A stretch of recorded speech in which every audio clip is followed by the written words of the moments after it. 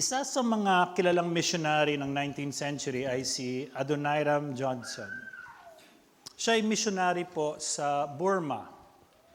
He endured years of opposition, imprisonment, sickness, and even lost a loved one. There were seasons sa ministry niya na parang walang nangyayari. Pretty dark. But he remained faithful because he trusted that God was at work even when he could not see the results. Friends, how about us?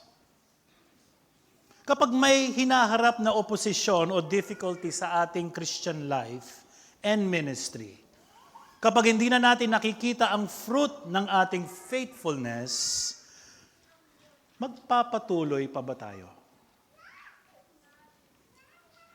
Do we see these things as obstacle or an opportunity to trust that God is using it for the advancement of the gospel? Papaalalahanan po tayo ng ating passage ngayong umaga sa Acts chapter 6. We'll cover 3 chapters, at least parts of them, na we may not see what God is doing sa passage na ito. Aralin natin that we may not see what God is doing sa ating mga buhay, but we can trust that God who is sovereignly advancing His gospel through us. Tayo po ay nagpapatuloy sa ating sermon series in the book of Acts. Kung kayo po ay first-time visitors, welcome. We are in a series right now, and it's a continuation na sinimulan namin 3 years ago sa Acts. So ito po yung second volume na sinulat po ni Dr. Luke. And he writes about Jesus' continued works and teachings through Spirit-empowered witnesses, o sa kanyang mga apostles and disciples. Pagdating na sa Acts chapter 6, which is yung passage na inaral natin last week, and the rest of Acts chapter 6, aaralin natin today, the Jerusalem church had grown rapidly. Church members had significantly grown into thousands. At nakita natin last week na with such growth, nag-increase din po ang mga practical na needs ng iglesia. At hinarap ng apostles ang challenge na ito by keeping the Word of God central. The apostles focused on preaching the Word and in prayer, while allowing qualified men to meet the practical needs of the church. And as a result, the Word increased. Disciples were multiplied. And even priests turned to Christ for salvation. This internal conflict was resolved, which preserved the unity and the peace in the church. Pero tulad ng nabanggit natin last week, a growing church is not a problem-free church. She will face challenges inside and out. Last week sa loob, ngayon naman sa labas. And as the spread of the word increased throughout Jerusalem, not everyone received the word of life with joy. Some received it with great hostility. Ang prayer po sa atin ngayong umaga as we study this passage is that God would strengthen Crossroads to faithfully proclaim Christ and trust Him even when we face opposition, rejection, and even persecution. Bakit? Well, because God providentially advances His gospel through opposition. God providentially advances His gospel through opposition. We have divided this long passage into 3. Number 1, faithful gospel witness provokes opposition. Faithful gospel witness provokes opposition. That's chapter 6, verses 8 to 15. Number 2, faithful gospel witness confronts rejection. Faithful gospel witness confronts rejection. That's chapter 7, verses 1 to 6. And number 3, the gospel advances through persecution. The gospel advances through persecution. That's in chapter 8, the first 4 verses. Opposition, rejection, persecution. Una, makita natin na as the truth of the gospel is faithfully proclaimed, there will always be opposition. Meron at meron ko kontra. Pangalawa, makikita natin as people are confronted with God's word and the gospel, it exposes their rejection of Christ. And lastly, when persecution scatters the church, God providentially uses scattered Christians to proclaim His gospel. Umpisa na po natin sa number 1.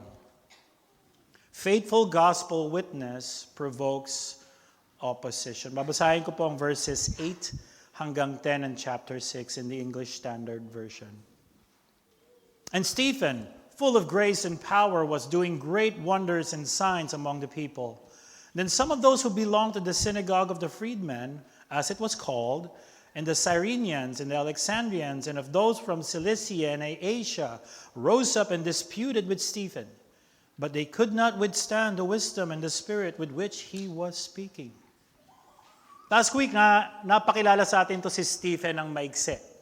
And he was described, as the people chose him, as a man full of faith and of the Holy Spirit. Inulit po yung description na ito sa ating passage sa verse 8. Full of grace and power naman. This means Stephen, like the apostles, was empowered by the Holy Spirit and as a result, performed signs and wonders and boldly preached the gospel sa isang grupo ng Hellenistic Jews from Cyrene, Alexandria, Cilicia, and Asia. These are Hellenistic Jews, patulad niya, pero hindi Christians. Ang grupong ito ay mula sa Synagogue of the Freedmen, yun ang tawag po sa kanila. Dahil sila ay mga Greek-speaking Jews who were once slaves, pero ngayon legally are set free. Hindi nila nagustuhan yung preaching ni Stephen, hindi sila na-impress sa kanyang oratory skills. Kung hindi nila nagusto yung content ng kanyang message. Kaya nakipagdebate sila kay Stephen. Ngunit hindi nila kayang talunin ni Stephen dahil sa wisdom na pinagkaloob ng banal na Espiritu sa kanya. At hindi ito nakakapagtaka dahil ipinangako ito ng Panginoong Hesukristo sa kanyang mga disciples. Sabi ni Luke sa kanyang unang volume sa chapter 21, verse 15, sabi ni Jesus Christ, "For I will give you a mouth and wisdom which none of your adversaries will be able to withstand or contradict." That was promised. And now, see Stephen, as he relies on the Spirit and uses the Word, the power of God strengthened him. Walang kayang makapagtibag ng kanyang mga arguments. Stephen was empowered by the Spirit. At nung hindi nila mapatahimik si Stephen, they resorted to using tactics. Gumamit na lang ng mga taktika. Alam nyo ba kung anong taktika ang ginamit nila? Makikita nyo sa verse 11. Verse 11. They secretly instigated men who said, "We have heard him speak blasphemous words against Moses and God." And they stirred up the people and the elders and the scribes, and they came upon him and seized him and brought him before the council. Hindi nila kaya mapatahimik, hindi nila matibag ang kanyang argument, palihim nilang kinumbinse ang taong bayan na gumawa ng false accusations laban kay Stephen. Na may mga blasphemous teaching daw si Stephen. Sinabi daw yung mga blasphemous teaching na ito ay laban sa temple at laban kay Moises. These accusations were designed to get the people and the religious leaders' attention and to infuriate them against Stephen. Kung may dalawang bagay ka na ayaw mong galawin sa time na yon ng mga Jews, is the temple and Moses or the law. Kaya inaresto siya ng mga Jewish leaders, brought him before the council to be tried. Now, kung naalala nyo sa chapter 5, this is the exact same council na mismo na hinarap ng mga apostles. Now, that gives you an idea kung anong kahuhuntahantungan ng trial na ito. It's a kangaroo court kung tawagin. Pero ano ba ang na-preach ni Stephen na kinagalit nila? We don't have an idea sa mga first few verses, pero we can get a glimpse kung ano yung tinuturo niya sa verses 13 and 14. Jump right there. 13 and 14 in chapter 6. And they set up false witnesses who said, "This man never ceases to speak words against the holy place," or the temple, "and the law. For we have heard him say that this Jesus of Nazareth will destroy this place and will change the customs that Moses delivered to us." Yun yung accusation. Of course, these accusations ay may kaunting katotohanan. Kung hindi, di ganong convincing ito. No? They were accusing him of teaching na si Jesus daw would destroy the temple and he would change the custom and law that was handed down by Moses, sa mga Jews. Now, may mga ilang bagay na dapat tayong maunawaan pagdating po sa law at saka sa temple. Mahalaga po yan.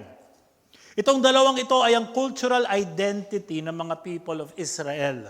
They set them apart from the rest of the nations.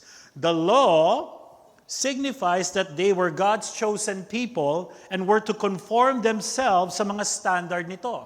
Samantalang ang temple naman signifies that God's presence was with His people. So, Stephen was accused of undermining these pillars of cultural identity.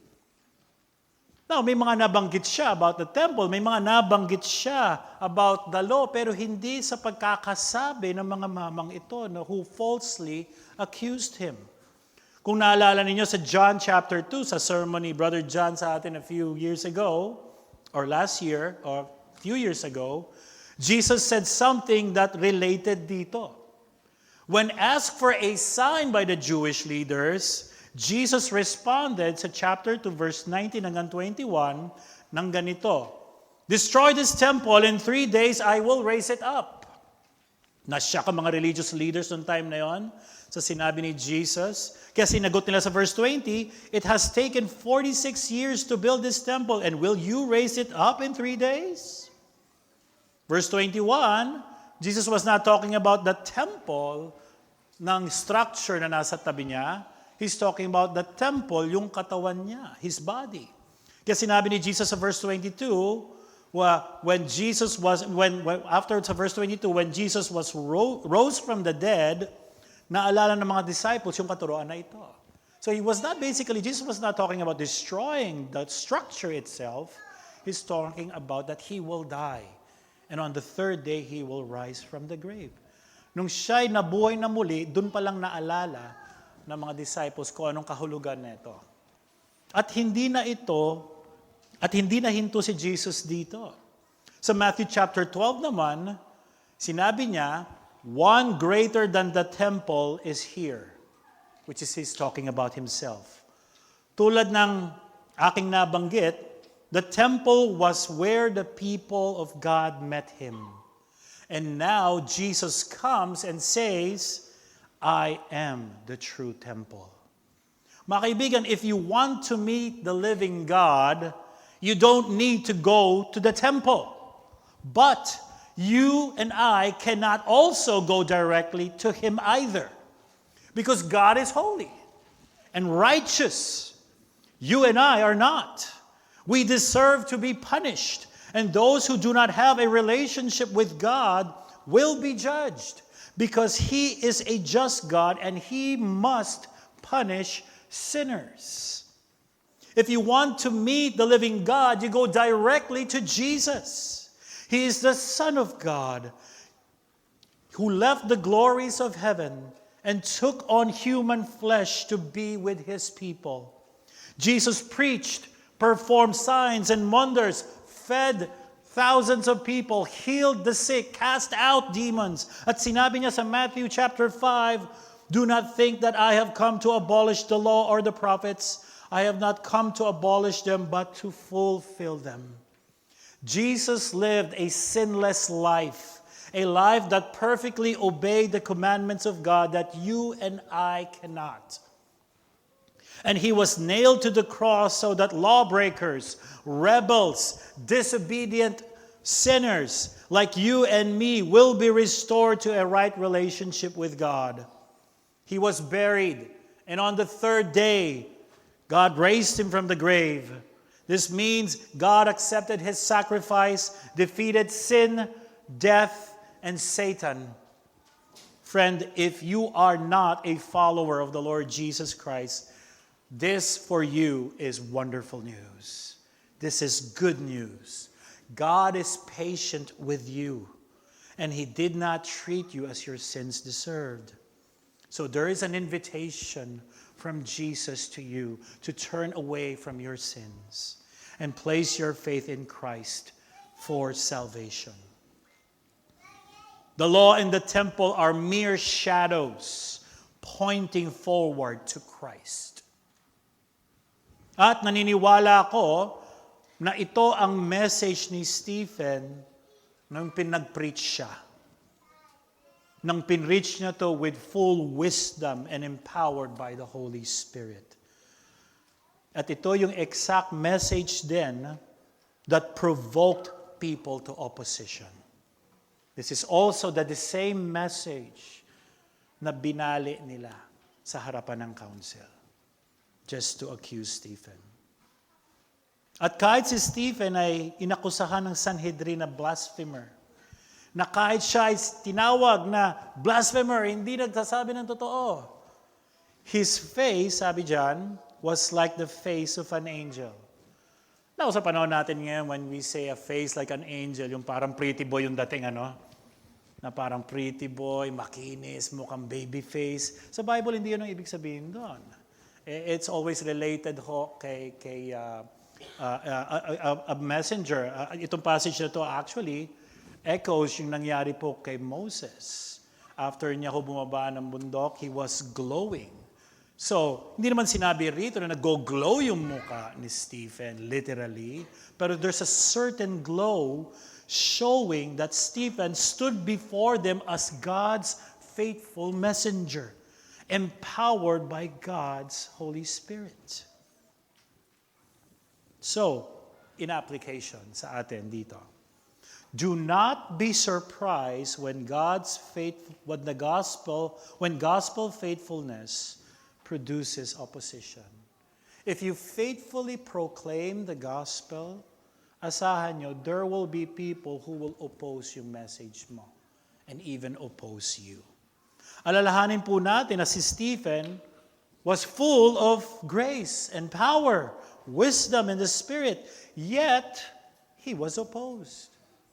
Kung si Stephen na-oppose, tayo pa ba?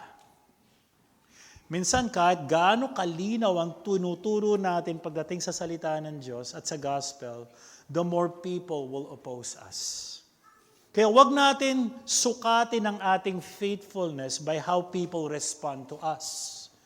Our goal is not to be liked by people. Our goal is to be faithful in hopes that as we share God's word in the gospel, people will get to know Christ. Pangalawa, how do we respond when we're being opposed? Maybe that's you. Maybe that is the story of your life because you're a Christian. Pagdating mo sa office, sa school, sa inyong bahay, you are being ganged up by people. You're being mocked, made fun of. So how do you respond? And then when you tried sharing the gospel, kung ano-ano kasansan nila dinadala yung conversation. They mock you. They oppose your message. How do we respond as Christians pag tayo ino-oppose? Simple, kagaya ng ginawa ni Stephen. Respond with Scripture. Respond with Scripture and Spirit-reliant wisdom. Not tactics, not anger, not being impatient with others. Stephen didn't respond by being louder. He did not respond by being more aggressive. He did not respond by clever tactics. Hindi. He spoke with wisdom from God's word and reliant sa Holy Spirit. Kapag hinahamon po ang ating pananampalataya, speak the truth of Scripture clearly, confidently. No? It doesn't matter kung mas matanda siya sa iyo o mas marami siyang nalalaman o na-intimidate ka dahil galing siya sa ganitong klaseng bansa o dahil ito ang posisyon niya, dahil magaling ang kanyang argument. Be confident sa gospel. Be confident sa salita ng Diyos. Rely on the Holy Spirit. We are God's messengers. Niligtas tayo, binigyan tayo ng komisyon, siya mag-i-empower sa atin sa mga sasabihin natin. Trust the results sa Panginoon. Sabi ni Charles Spurgeon, sa isa sa mga lectures niya sa kanyang mga estudyante dealing with controversies, use very hard arguments and very soft words. I love that, no? Hard truths, soft words. Hard truths, soft words. Second, faithful gospel witness confronts rejection. Una, faithful gospel witness provokes opposition. Pangalawa naman, faithful gospel witness confronts rejection. Verse 1. And the high priest said, "Are these things so?" Saan nanggagaling ito? After ng mga false witnesses shared na kung ano-anong blasphemy raw ang inasabi ni Stephen, tinanong sa kanya ng mga high priests, "Are these to? Totoo ba to?" Now he is given the stage. Now he has given an opportunity for defense. He now addresses this after the false witness accused him as a blasphemer. Stephen, full of grace, power, wisdom from the Spirit, pinaliwanag niya sa buong council why they were responding to his sermon that way, why they were rejecting him, why they were rejecting the message he preached. He did not perform signs and wonders nung time na yon to impress the crowd. He did not use flattery to win the favor ng council, but he walked through Israel's history. He walked with Israel's history with them at hinighlight niya yung repeated pattern of God's people. May gusto kasi siyang i-highlight na repeated pattern na paulit-ulit na ginagawa kahit ng kanilang mga ninuno. Ito ang pinakamahabang sermon sa buong Acts. At masasabi rin natin, pinakahuling sermon ni Stephen. Maging familiar kayo sa mga, I think as I go through this, magiging familiar po kayo sa mga storya na ito. Kasi we have gone through some of these books sa Genesis, early this year and the previous years. So simulan po natin. Sinimulan ni Stephen kay Abraham, so verses 2 to 8, kung saan pinili siya ng Diyos to establish His covenant promises. Tapos he moves to verse 8, where he briefly mentioned ang anak ni Abraham na si Isaac at apo na si Jacob, through whom God continued the covenant promises. Then, verse 9 to 16, dyan sa ating passage in chapter 7, Joseph, isa sa mga anak ni Jacob, was rejected by his brothers and sold for slavery. He was brought to Egypt and became a slave. But the Lord was with Joseph, prospered everything na ginagawa niya, and used him to preserve the lives of the family of Jacob from yung parating na famine. His father Jacob, or Israel, with his growing family, resided in Egypt. Doon sila ay na-preserve. Then kung titingnan nyo yung verses 17 hanggang 43, the Lord increased the number of His people. Pero may nagkaroon ng king who does not know Joseph or Yahweh. Okay? At ang ginawa niya is he in-enslaved niya ang mga anak ng Diyos. God raised up a leader named Moses, who was adopted by Pharaoh's daughter, grew up in Egypt, and was educated in their ways. Moses was also rejected by Israel, but God appointed him as ruler and redeemer to deliver Israel from Egypt. Finally, 44 to 50, verses 44 to 50. David, and after that, yung kanyang anak na si Solomon served God in Israel's kingdom and temple. where the King Solomon built the temple of God. Though Stephen, dito sa passage to emphasize that God does not dwell in houses made by human hands. Again and again and again and again, kung yung passages na yan, pinakita sa atin ni Stephen kung paano kumikilos ang Panginoon through His appointed servants, through His appointed messengers. Pero kinwento niya ang lahat ng ito, hindi para bigyan sila ng crash course ng Old Testament survey. He did this to show them ang recurring pattern ng Israel na hindi pa rin nababago until sa time niya. At ano ang paulit-ulit? Ano yung recurring pattern na problema ng Israel? Alam niyo po kung ano yon? God's people reject the very people He sends to deliver them. Let me say that again. Ito yung paulit-ulit na pattern ng people of Israel. God's people reject the very people God sends to deliver them. Ito yung point mismo ni Stephen. Joseph's brother rejected him. Moses was initially rejected by his fellow Israelites. Ang daming prophets sa Old Testament were rejected by his people. At pansin nyo kung paano ipinakita ni Stephen ang pattern nilang ito. Ginawa din niya ng daan ito para ipakita na mismo yung ultimate redeemer, ni-reject ninyo. Yan ang kanyang transition. Verse 51 ng Acts 7. You stiff-necked people, uncircumcised in heart and ears. You always resist the Holy Spirit as your fathers did so. So do you. Yan ang point niya. Kung meron siyang overarching point ng sermon niya, ito yon. Stiff-necked people rejected God's messengers. This is a direct allusion sa Deuteronomy chapter 10, verse 16, which is yung binasa sa atin ni Kuya Rudy kanina, na kung saan ang Diyos, God addresses Israel's hardness of heart and their need for a change of heart. Ito ang point ni Stephen sa kanyang sermon. Wala silang pagkakaiba sa mga ninuno nila. Yun ang point niya. Wala kayong pinagkaiba sa mga ninuno natin. Look at verse 52. Which of the prophets did your fathers not persecute? And they killed those who announced beforehand the coming of the righteous one, whom you have now betrayed and murdered. You received the law as delivered by angels and did not keep it. He's really firing away sa kanyang preaching. Dito, kinonekta ni Stephen how they rejected the Redeemer that God sent to save them.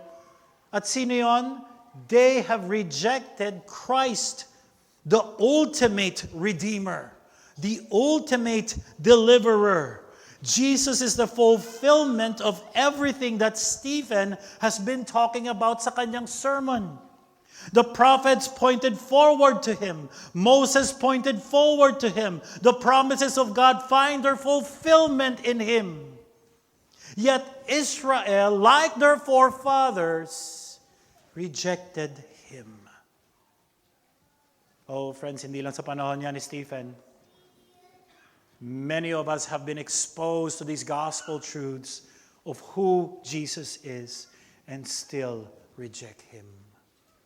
If nandito ka ngayon and you're forced to be here because maybe a loved one dragged you here, or maybe you're here out of curiosity of Christianity, and in your heart, pag nakita mo nakabukas na ang Bible and the gospel is preached, you harden your heart. Then we are no different from the people of Israel who was stiff-necked, hard-hearted. Stephen confronted them with God's word and the gospel to expose their hardened hearts, to expose how they rejected the ultimate Redeemer. He's showing them the problem is not that God has failed. God has not failed to fulfill His promises. Yun ang point ni Stephen. The problem is, you, Israel, has repeatedly rejected God's chosen deliverers. And now they have rejected Jesus, the ultimate deliverer. In fact, in a way, parang ito yung sinasabi ni Stephen eh. Hindi ako nag-undermine ng temple at law kagaya ng inaakusa ng mga false witnesses na to. Kayo nag-undermine ng temple at ng law dahil hindi nila nauunawa ng nature ng temple at law. They have rejected the one whom the temple and the law points to or point to. Sila yung nag-undermine. Mga kapatid sa Panginoon, this is what a faithful gospel proclamation does.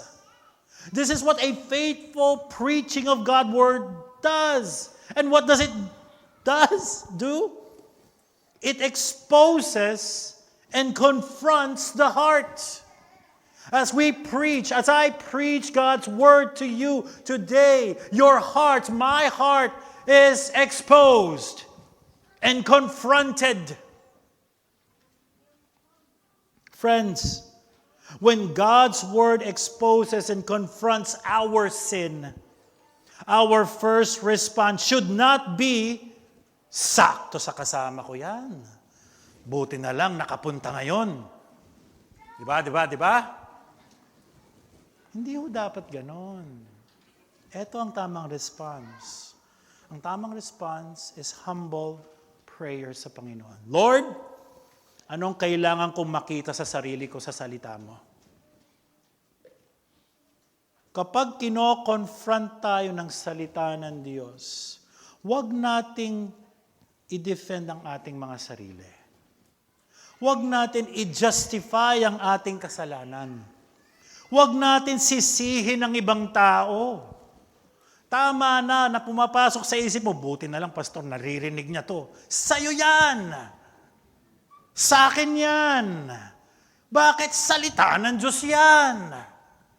Sa atin lahat yan.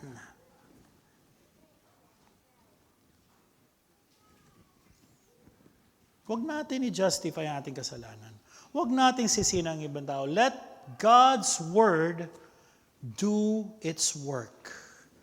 When we hear God's word is preached, our hearts are exposed and confronted. Repent, believe, come to Christ. Or maybe you are here today and you grew up attending church every Sunday or during the day, every Friday. Joined the community group, became a member, serve in the ministry, know the right doctrines, and still have a heart that resists the Holy Spirit. Maaring ang tanong na dapat nating tanungin is not merely, do I know God's word? That's a good question. Pero hindi lang dapat nahinto dyan. Ang question siguro na kailangan mong tanungin, do I submit to God's word? You know God's word, praise God. Faith comes through hearing the word of Christ. But do you submit to that word na nakikita sa buhay mo, na naririnig, na namumutawi sa labi mo, na nakikita sa spending mo, na nakikita kung paano ka mag-handle ng social media. Mga kapatid sa Panginoon, dito sa Crossroads, we do not want to be a church that simply tells people what they want to hear. We want to be a church, and this is our prayer, this is my prayer, we want to be a church that faithfully tells people what God's word has said. And we need to grow in this area. Brothers and sisters, the question is not whether the sermon made us feel good and comfortable. The question is whether it faithfully opened God's word and pointed you to Christ. That's the question. Alam ni Stephen kung saan papunta itong sermon niya. Pansin niyo, wala rin kumontra sa kanya, walang pumutol sa kanya, dire-diretso yung preaching niya. That's how powerful it was. Have you ever heard a sermon that's really like, wow, it's really the Spirit and the Word working? Yun ang probably nangyayari nung time na yon. They were confronted by the Word. They know the Spirit of the Lord is working, and nobody even dared kumontra sa kanya. Now, naintindihan na natin na hindi manalo sa debate yung iba. Dito lang sa sermon niya is wala na makahirit. Alam na niya kung saan papunta ang sermon niya. Alam na niya that these men sa harapan niya sa council already rejected Jesus. Alam na niya eh. Parang siguro, for formality na lang ito. Alam ko naman na hindi ako pakikinggan ng mga to eh. Ito yung nagpapako kay Jesus, ito yung nagpakulong sa mga disciples, ito yung nagbanta sa mga apostles kamakailan lang. He knows that, yet he still confronted them with the word anyway. Interesting, isn't it? Mga kapatid sa Panginoon, we should never change the message of God's word or hesitate to proclaim it simply because alam natin someone will reject the message. Pwede naman tayong maging gentle sa ating salita without being vague. Di ba? Pwede naman tayong maging gracious without compromising yung message. Pwede naman tayong maging loving without affirming what God calls sin. Crossroads, we can speak the truth with genuine concern and love without being afraid of rejection. Ang gospel ay hindi lamang information about Jesus. It's a call to people to recognize their sin, turn away from it, and trust Jesus as Lord and the only deliverer of their lives. Faithful proclamation of God's word and the gospel demands a response. Faithful proclamation of the gospel demands a response. Some will accept it while some will reject it. Dalawa lang ang response. Ang pag-iisipan ko means you rejected it. And how did the council respond to Stephen's sermon? Paano sila nag-respond? Verse 54, look at your Bibles.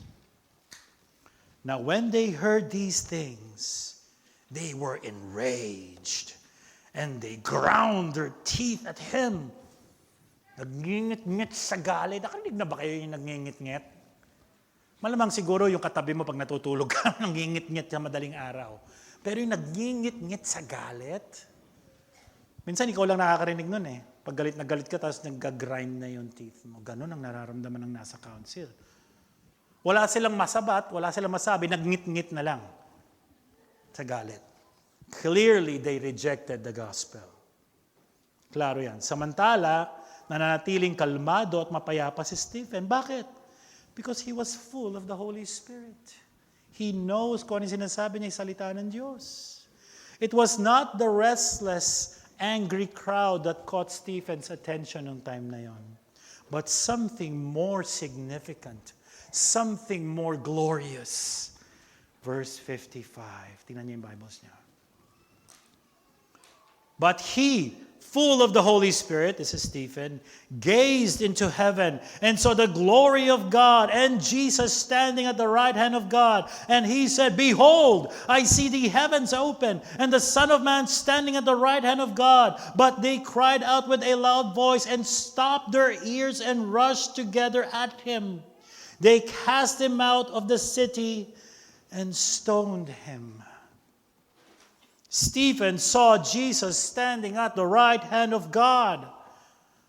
And Stephen, like his master Jesus, was standing before that same council that his master stood and was rejected. So Matthew 26, verses 57 to 68, Jesus also was brought before the high priest and council. Yun yung storya na yun. It's the same council. Sa Matthew 26. Ganon din ang nangyari kay Jesus. False witnesses were also brought to him. They were looking for testimonies na pwedeng ibato kay Jesus para akusahan siya at mapatawan ng kamatayan. At nang hindi convincing yung mga nagbibigay ng false testimony, the high priest asked Jesus sa verse 63 ng Matthew 25. Ito sa tanong sa kanya. Sinabi sa kanya, I adjure you by the living God. Tell us if you are the Christ, the Son of God. Ang dami lang naririnig. accusations kay Jesus. Sabi ng high priest, diretsoy mo na nga kami. Ikaw ba talaga anak ng Diyos? Ikaw ba talaga ang Messiah? And Jesus responded sa verse 64 ng Matthew 26. You have said so, but I tell you from now on, you will see the Son of Man seated at the right hand of power and coming on the clouds of heaven. Does that sound familiar? Hindi ba yun ang sinabi rin ni Stephen? Then the high priest tore his robe and said, He has uttered blasphemy. What further witness do we need? You have heard his blasphemy. What is your judgment? And they answered, death sentence. It's the same response ng council kay Stephen.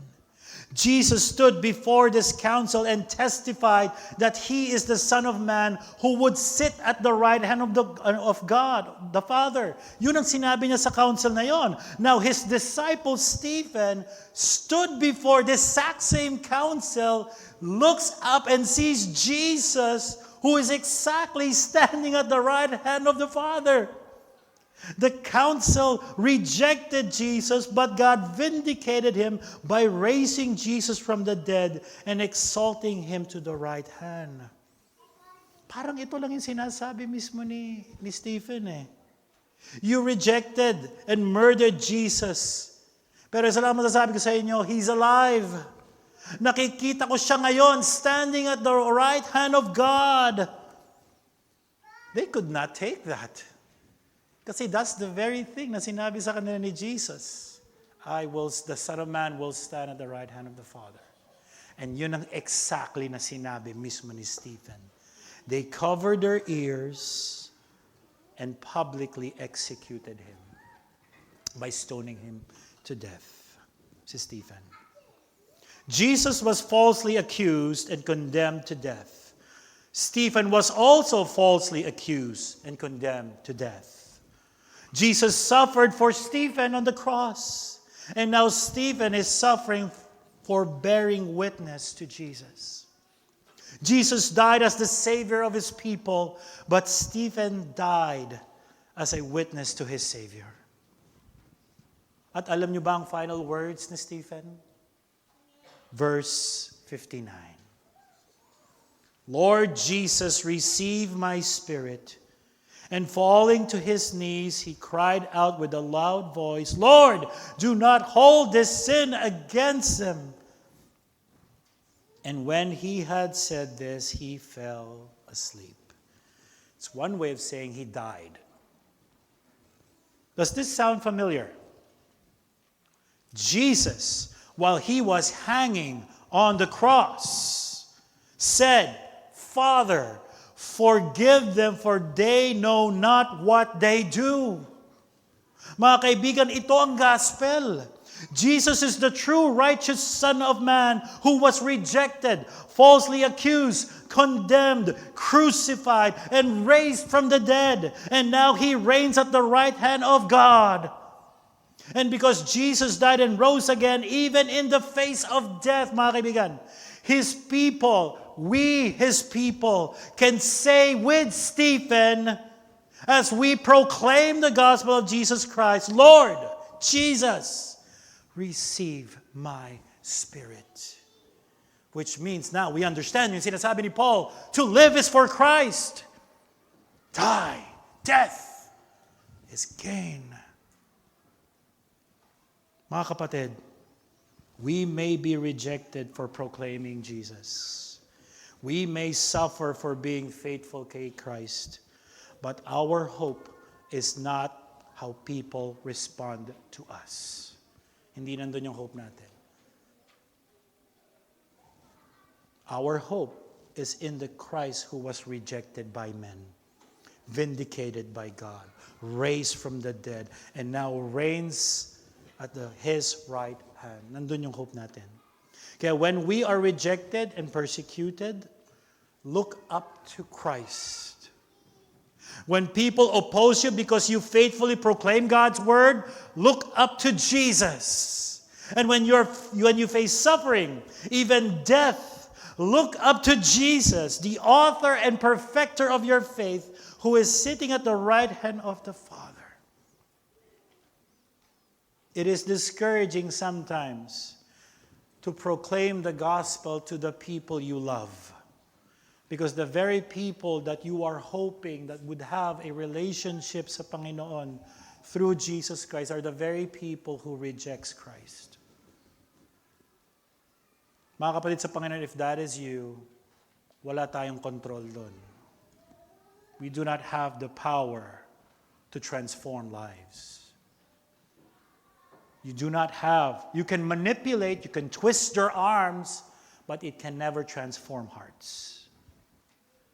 You only need to put your hope not on their response. Kapag nag-share kayo, nakangiti sila. Hindi rin yung hope mo eh. Hindi doon naka-angkla ang iyong kasiyahan sa ministry.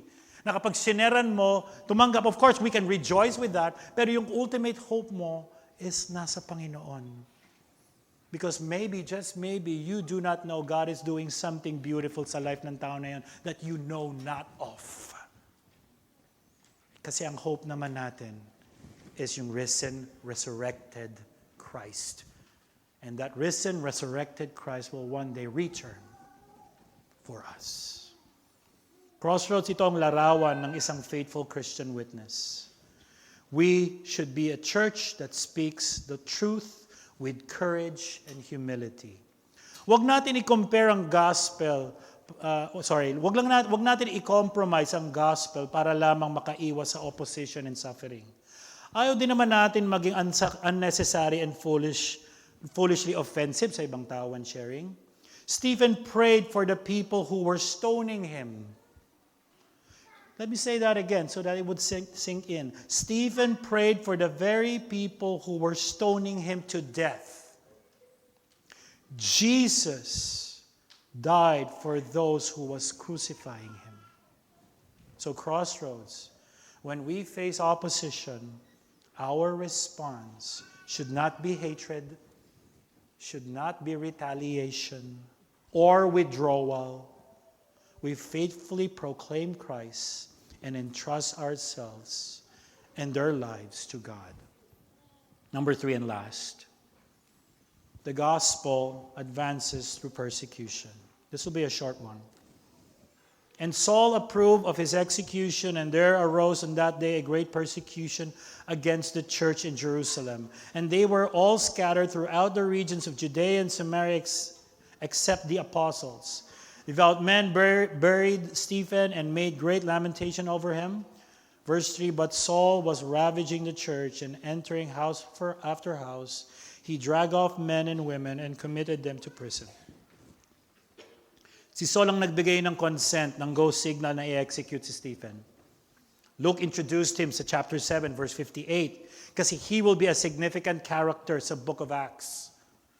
Pansin nyo, ganun din ang kung paano niya tinapos yung chapter 6 kay Stephen, kasi nga may transition siya later. Ganun naman ang ginawa niya dito kay Saul, which is next week, we'll talk about Saul sa chapter 9.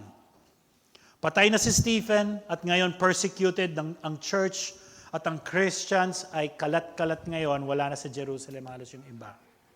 It seems like it's a loss for the gospel, hindi po ba? Ano nangyayari sa kanila? Christians are being dragged away from their homes. Families were being separated and even put into prison. Pero pansin nyo ba? That they were all scattered throughout the regions of Judea and Samaria. Yun yung sinabi dyan. Sa verse 2, verse 1.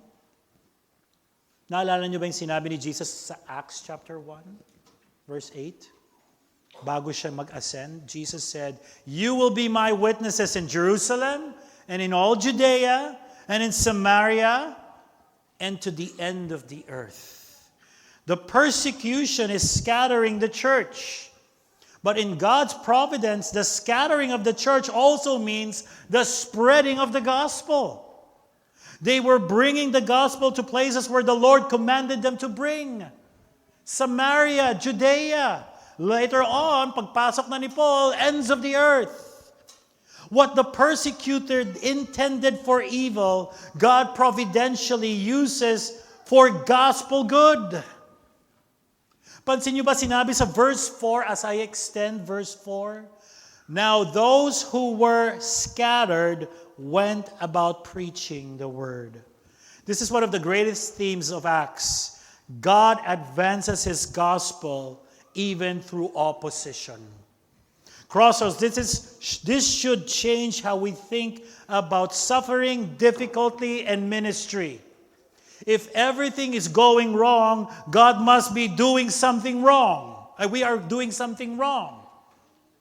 Ganun ba yun? Sometimes God is working precisely through difficult situations sa buhay natin. Bilang iglesia, we should expect na we will experience difficulties. People will leave this church. Mga plano natin, mababago. Mga ministries natin, kung paano natin patakbuhin, minsan hindi na susunod. There will be opposition. There will be disappointments. There will be seasons that we will ask, Lord, what are you doing? Our passage sa Acts reminds us that God is not limited by our circumstances. In fact, He is sovereign over them. And because God is sovereign, Crossroads, we do not need to live in fear.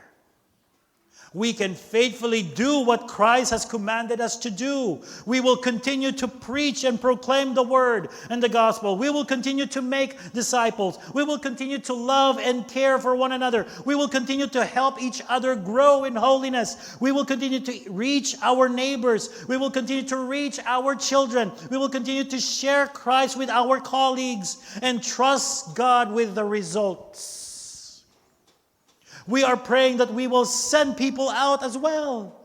Plant churches, revitalize churches, send and support missionaries to places that needed healthy churches.